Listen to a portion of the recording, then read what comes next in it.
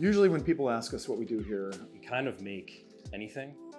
The thing we make is hyper-realistic natural sculptures, so animals, landscapes, dioramas, things like that, museum quality exhibits.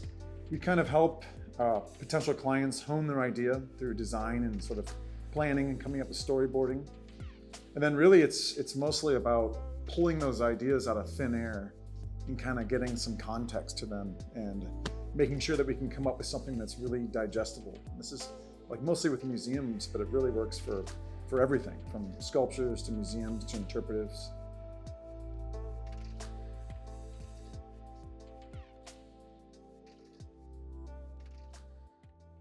Growing up, I was always drawing and sculpting and hanging out in a sandbox, kind of adventuring, building. So I guess since the day I could pick up a pencil, I've been using one. So yeah, kind of started because of Jaws, just drawing sharks all the time.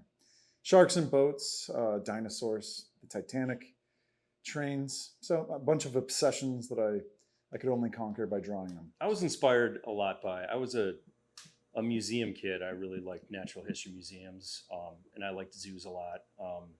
I liked learning through seeing, the bones of dinosaurs and sculptures and things like that, being able to actually like see things in person. Whenever my parents wanted to keep me busy, they would just give me a pen, and my mom would always give me this is kind of crazy, but like old checkbooks, like the last bit where you're supposed to write down like what came out of your account back when you had to balance your checkbook. And I would always just draw on those and act like I was filling them out, and then I would end up drawing.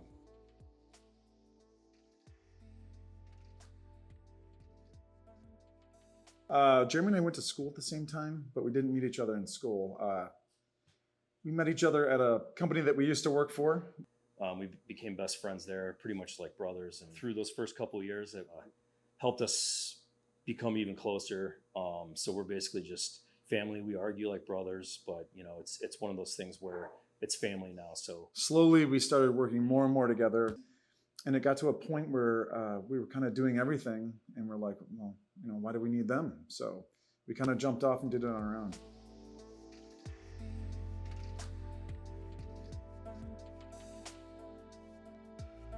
First couple of years of our business were very, very hard and terrifying.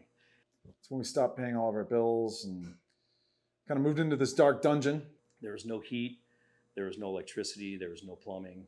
It was just a big dark space. We ate spaghetti for a couple of years and just tried to make it work, and just holding our breath that we'd come up on top someday. So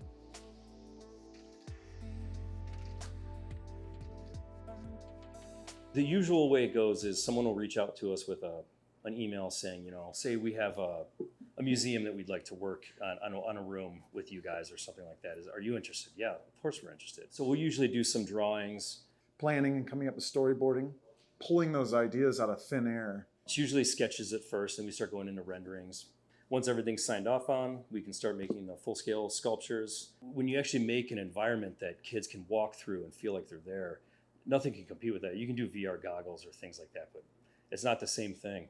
Having that thing in front of you, being able to walk around it, that's the thing that sticks with you for the rest of your life, I think. So we like doing this because it helps people, instead of just walking around and reading, people get to walk through actual environments, and I think that's how you actually learn.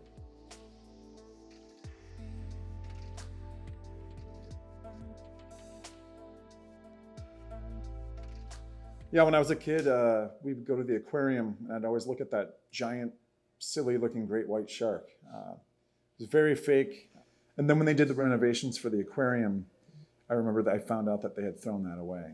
And we kind of pushed them, and then that was inevitably what we did later, is build the shark for the aquarium.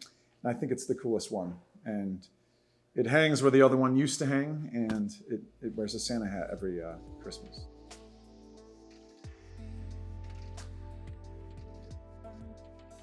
That's my advice to people that are kind of holding back and wanting to do whatever it is they want to do is, I'd say jump in. Know that it's going to be painful at times. It's going to take a while, It's not right out of college. You're not going to be selling your paintings. That's just not how it goes. You're going to have to learn how to work with your hands. You have to not be afraid to get dirty. But just to be sustainable and happy, you know. I don't think we want too much, and I think that we're kind of striding out to find that perfect little niche spot where we're happy, all of our employees are happy, and it's very comfortable.